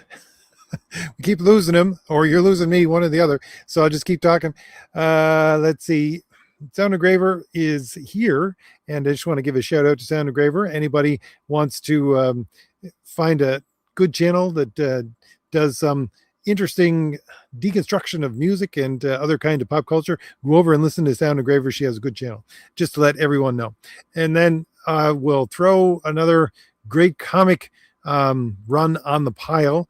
Again, since John, to me anyways, is frozen and I can't hear anything that he's saying. Great comic run. Let's see. Well, the original Savage Sword of Conan, if you want to go sword and sorcery, the first, these are really expensive comics books, if you want to call them that. You can find reprints of them though, but the original run of Savage Sword of Conan is really, really good. I can't remember. I always get this title wrong, but I think it's issue 2. The story is Conan on the Cross is what I always call it, but it has a different name to it than that. It's basically where they get the visuals for Conan the Barbarian, the Arnold Schwarzenegger movie, where they nail him to the tree. That's the visual. That's where it comes from. And they did a really good reprinting of it in color for Marvel Treasury Edition. I can't remember what number it was though, but it's Marvel Treasury Edition is the oversized book, and you get to see the real detail within the art as well as it being colored. So that is a spectacular thing to own if you could find that Marvel Treasury Edition that reprints Savage Sword of Conan #2. And you don't know, you could probably find that for not too much, certainly a lot less than you'd find it for Savage Sword of Conan #2. Let's see what else we got. Just thinking off the top of my head of really good comic runs. There is, well, let's see. After the Mr. Fix-It run within the Incredible Hulk, which was basically, I think there was the Todd McFarlane run, and then there was a separate run after that, which again, you get into some really good lore for Incredible Hulk. There is so many, honestly, quite honestly, people sleep on the Incredible Hulk over the years because there's so many good runs in that book itself. What are your thoughts, John? Now that you're back, The internet just went out. I'm using the hotspot for my phone now. I don't know what's going on, so probably gonna have to go reboot my modem after this. I have no idea what you're talking about. I just heard you say Incredible. yeah, Hulk. I was saying there's a lot of good comic runs in Incredible Hulk, a lot of good separate stories because most people took the Incredible Hulk when they changed the teams for it and they went in an entirely different direction. Yes, I agree with that. Yeah, yes, the Peter David run is vastly different than the John Byrne run, which is vastly different than the why can't I think is Greg Pak? Yeah, the Hulk is a series of series. Still there? Yep, I'm still here. I was just now I'm all paranoid. Well, if you don't want to drain your phone or your data, we can wrap this up. Otherwise, I'll keep talking for another while. Keep talking. It's fine. We're not. I don't have a data plan. I have an unlimited plan, and it's plugged in, so I'm cool. Okay, so present day trouble shouldn't dictate how. I know.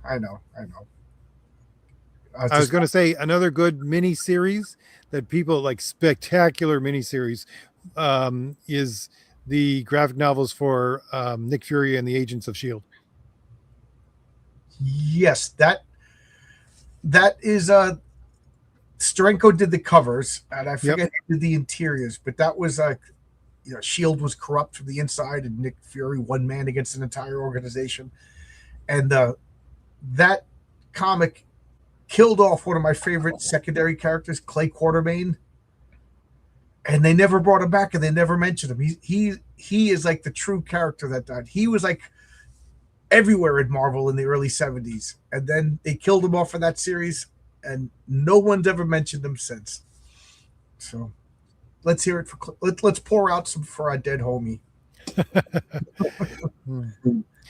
One of the things, another really good run, and I was so dismayed with myself when I got to talk to Mike Barron because I think I flubbed that interview a lot and didn't talk about, as I was a little bit fanboying the entire time, but his reboot of the Wally West Flash, again, that's essential reading if you ask me. Yes, it's funny because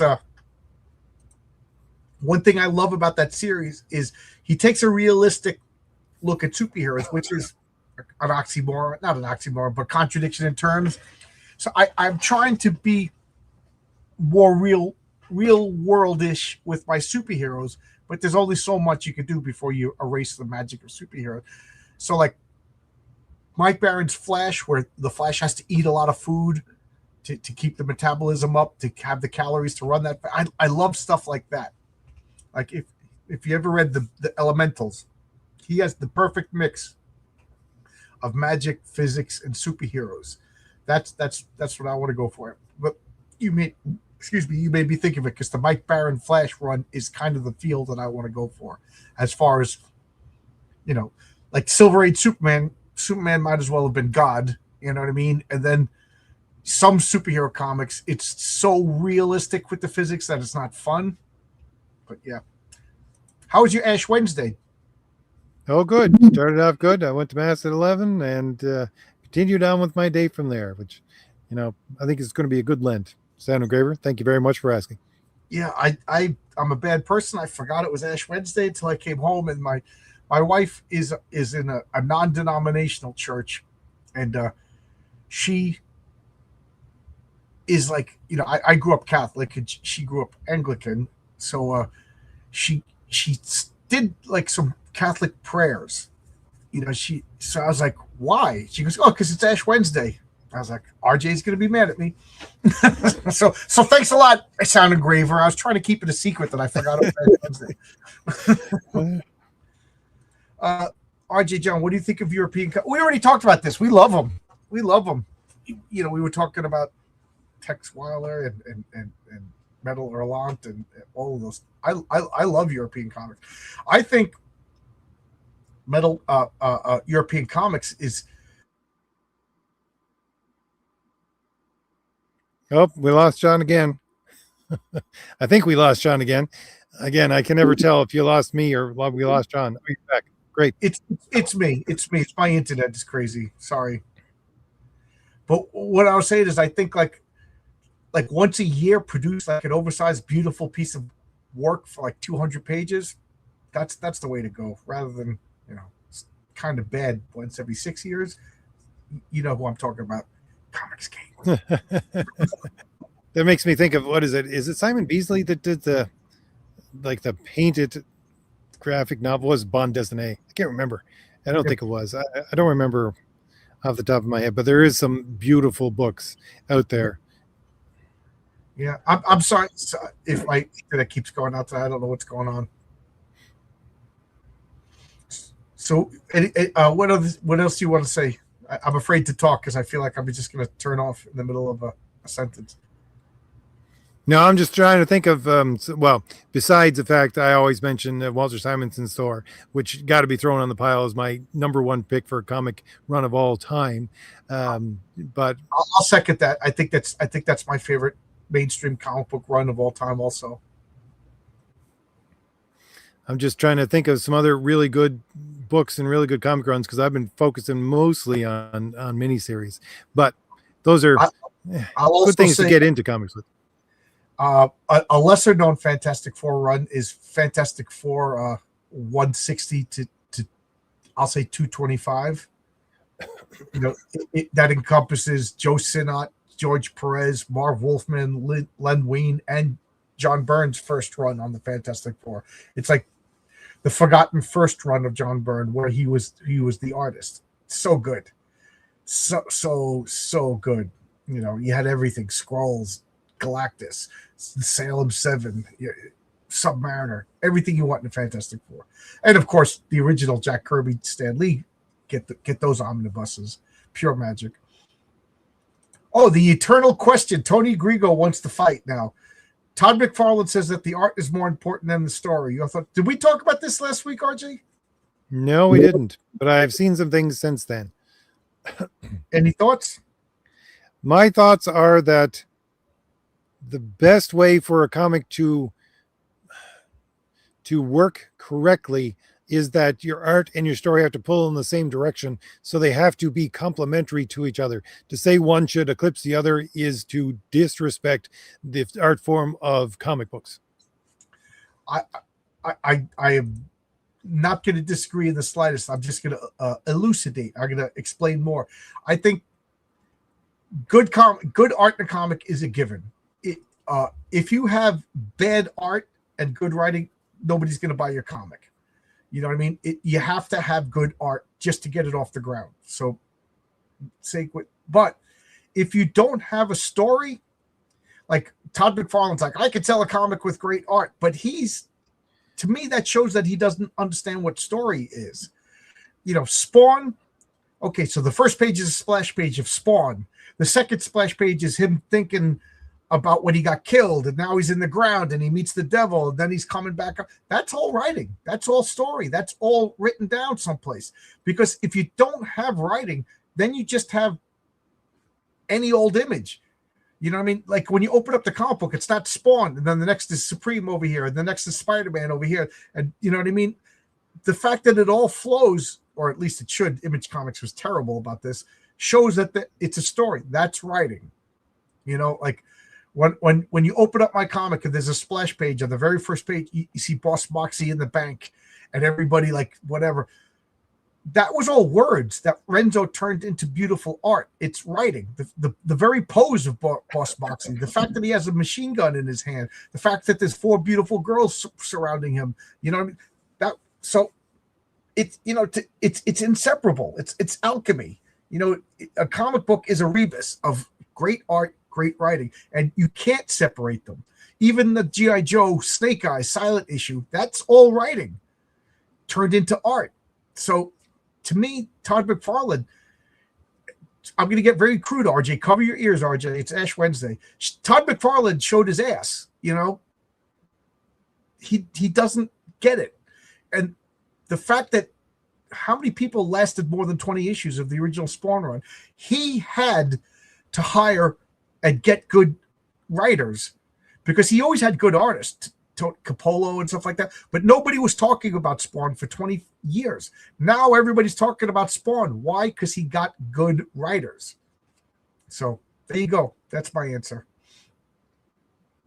Okay, let me add another miniseries to the pile of essential reads for someone who loves comics.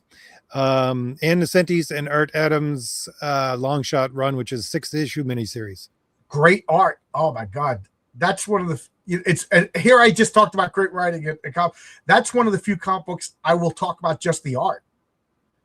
I think Ann Nocenti's writing on that was really good too. Yes. I'm not saying the writing is bad, but you know, I remember specific panels. That was the very first time I remember, like, he threw something. Like, I think he threw his daggers, and the daggers were coming out of the panels.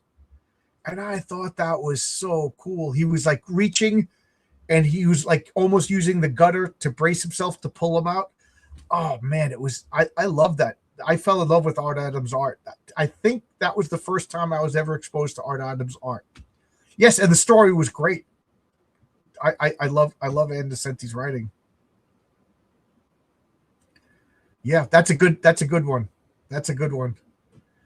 We're talking about Ann Nocenti. I also loved her Daredevil run. I didn't love how it ended, but as it began, I honestly think that was one of the best Daredevil runs that people sleep on. Yeah, I agree. She had the unenviable task of following up Frank Miller on Daredevil. Poor girl, you know. And in a way, it was a blessing because nobody else wanted to do it. And she was a secretary at the time. So she said, I'll do it. And everyone's like, go. You know what I mean? Like, you're going to follow up Jimi Hendrix? You know what I mean? Nobody else wanted to do it. So they got her. And she went in a different direction, and she did a great job.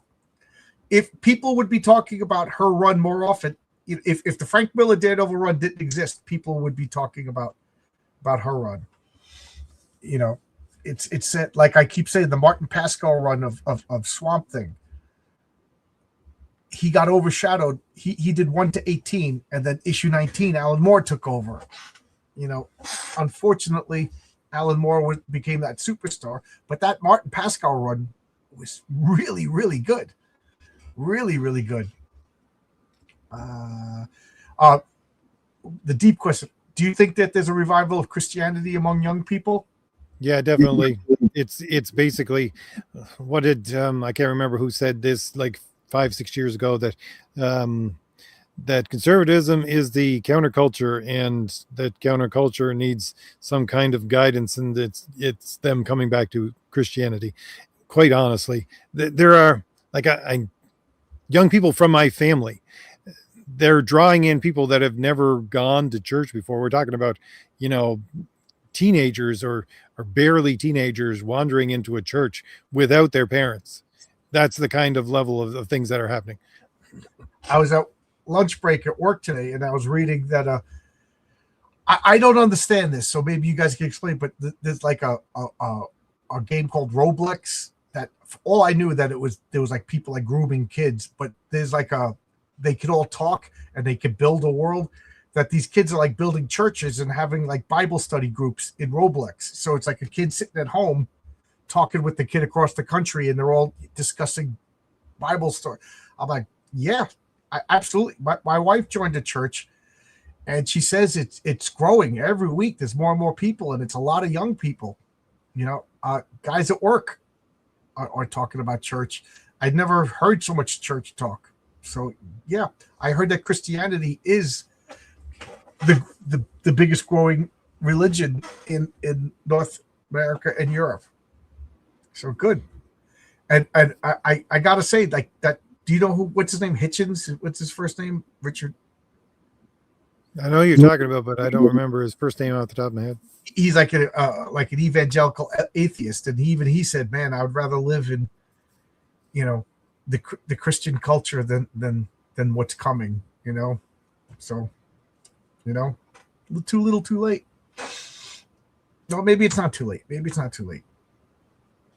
I know. I'm getting down on world events these days. Yeah.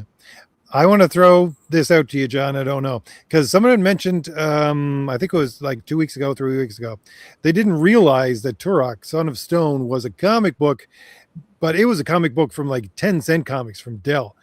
Those are really good comics. You want to go back to some really, you probably find them online somewhere. I have a comic book archive where they have really old comics online. I should go through it one of these days on one of the streams.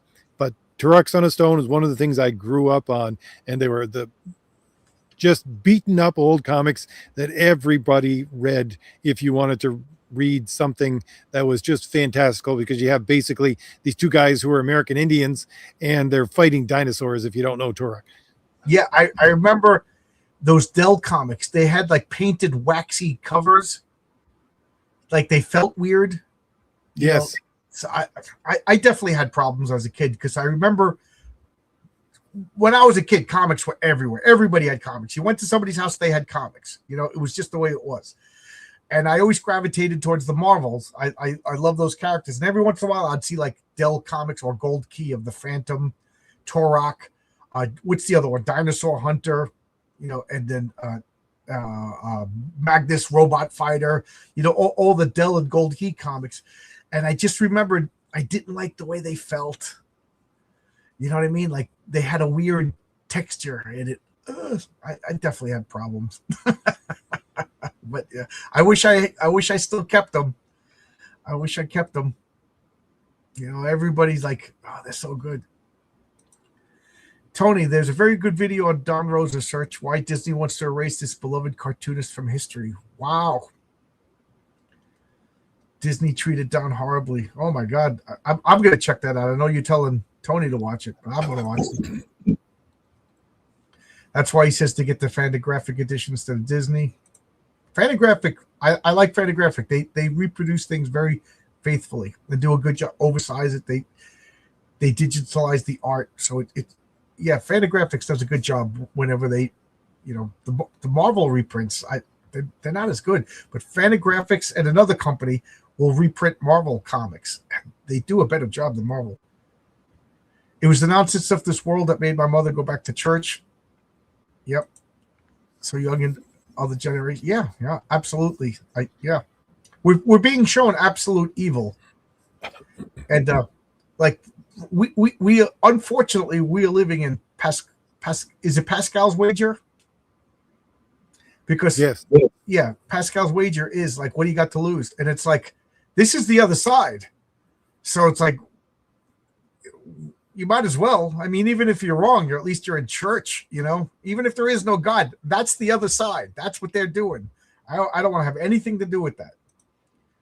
I'm just thinking about it. It's like, I don't know. It's like Medusa. I don't want to turn to stone just by looking at it. John and RJ, the success of Diary of a Wimpy Kid and minimalist black and white art style shows that a great story can be told with minimal. Yes, I absolutely agree, Ryan. The example that I always bring up is a One Punch Man. I worked at a job, and my job was to unload and load the trucks, that came in. So I spent a lot of time next to the security guard whose job was to check all the trucks, coming into this hospital. So you had to be searched really, really good. So me and him spent a lot of time together. But the electrical supplies had to get into the building. That was my job. And he explained to me, he was a bit autistic, nice guy. He explained to me in every freaking detail One Punch Man. How it started out with bad art, and then this other guy came and found it, redrew it, and then he was showing me the art. And, it was charming until I had to get work done. But yes, that is the exception. That is terrible art, but the story was so good that it's one of the few exceptions. I'll dare say that Teenage Mutant Ninja Turtles, that art wasn't that great in the first run. I know people are slamming their desks in horror right now, but it was charming and it worked. The real test to see if people stay in church. I absolutely agree. Sound Engraver. The Tex Willer series is fantastic. I also recommend editions of Lee Falk's The Phantom and Mandrake the Magician. Okay. One Punch Man is the spiritual successor of Superman, in my humble opinion. Yeah, I got to read that. I got to read the mangas that I'm interested in. There's One Punch Man, um, Vinland Saga, and My Hero Academia, because they seem to be like the closest to superheroes. Did I chase you away, RJ? Am I talking too No, much? I'm just thinking of going back to mainstream. I think we talked about this before, but there's a one issue, I think it was like 1982 of Wolverine versus Spider-Man. That is a beautiful book to own. That is the death of Ned Leeds. Yeah, I love that comic. And you know what's funny? This just took me back. But I remember seeing that cover and Wolverine's, extending with the claws out and Spider-Man's dodging. And I'm thinking, Wolverine's trying to kill Spider-Man.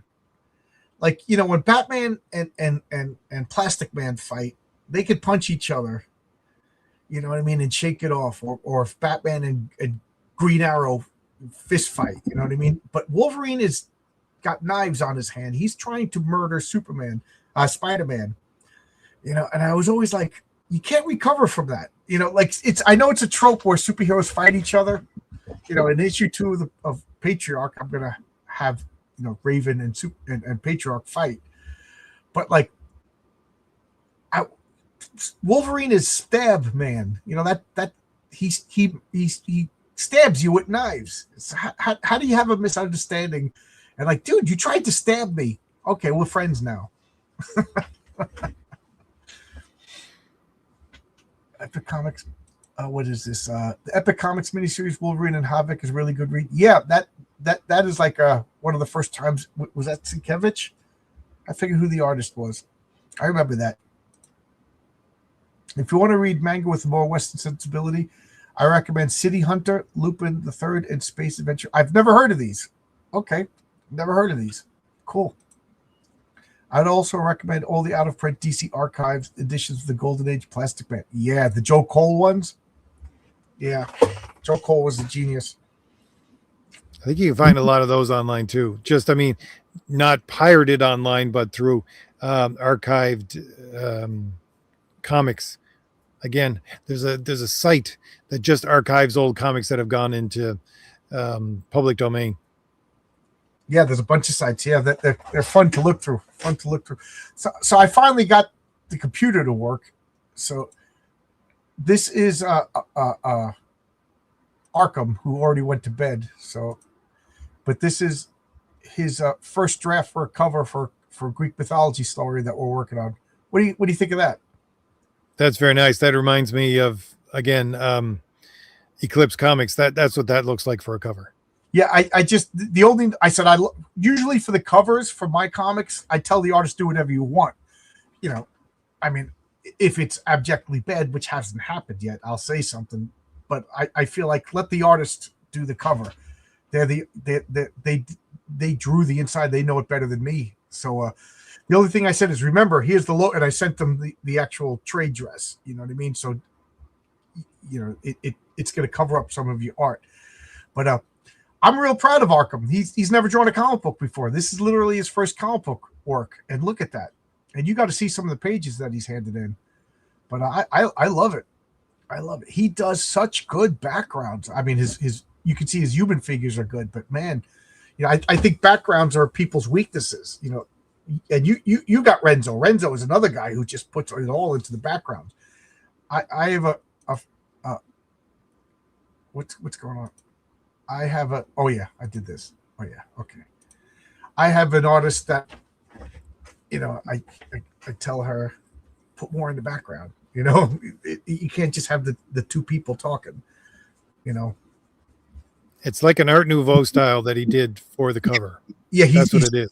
He specifically said Art Nouveau. Yeah, I like that. I'm so excited. I can't wait.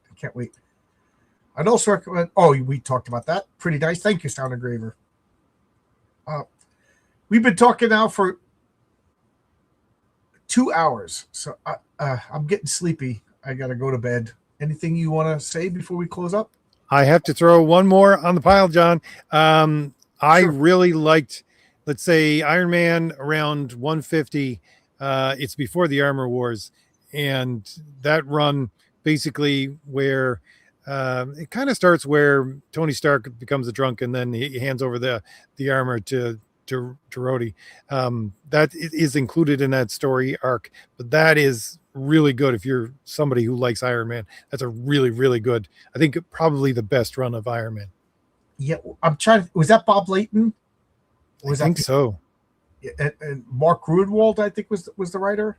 Bob Layton, I know, did the art, but I don't know who the writer was. Yeah, that was good. That was good run. That I can't help it. I got that issue that you're talking about in a. Do you remember going to like Toys R Us and there was like 3 comic books in a bag? Kmart. I'd always get them from Kmart. Yes, yeah, Kmart, Toys R Us, all those toy stores, and they would have a great one in the front and a great one, and then in the middle was like crap, like Richie Rich or something. You're like, oh man, but at least I got 2 good comics. That one of them was Iron Man. Yep. John RJ, any thoughts on the attempted revival of several public domain superheroes known as Project Superpowers? I like Project Superpowers.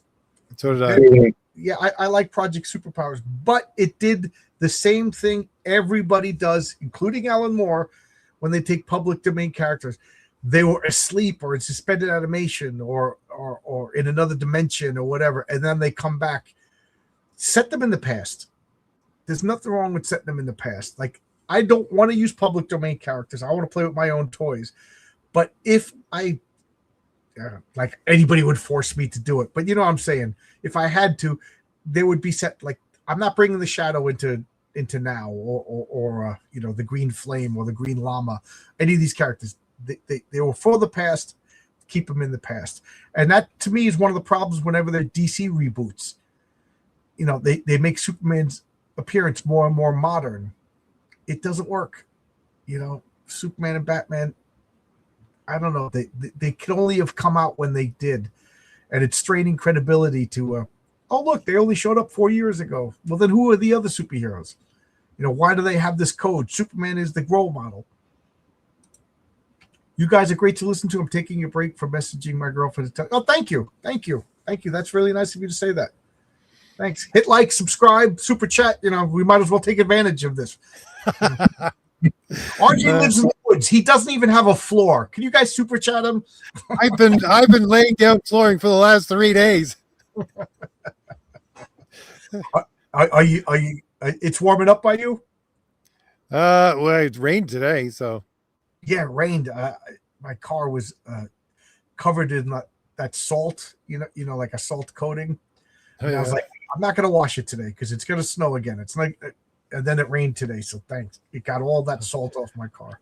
I got a new car just last year, and I keep on wanting to wash it, but I kind of live on a dirt road, so it doesn't really make a lot of sense. Yeah. I know it. Where I live, the roads are better. Like I wanted I wanted to live as cheap as possible, so we moved way out Long Island. There's no sewers. We got cesspools. And forget about fixing the roads. We live as close as you could get to hillbilly place. It'd still be in New York. We're far away from the commies, so that's good. Thank you, Sound Engraver.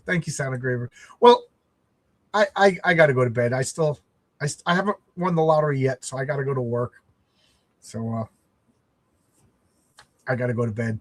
So anything you want to say before we close up, RJ? No, I think this was a good stream. I got to think about some really good comics I hadn't thought about for a while. And hopefully people out there looking for good comics will take a couple of recommendations from it. Yeah, and if you do, hop in and tell us what you thought. If you bought these comics from our recommendation and you loved them or you hated them, one of these Wednesday nights, say something. Come in the stream and let us have it, or say, tell us how much you loved it. That would be kind of fun. That would be fun. But thanks a lot, everybody. And RJ, I look forward to talking every Wednesday night. I really enjoy this. This is a lot of fun. Thank you. All right. No problem. Thank you, everybody else, for showing up. And at this point, it's time to say goodbye, kids.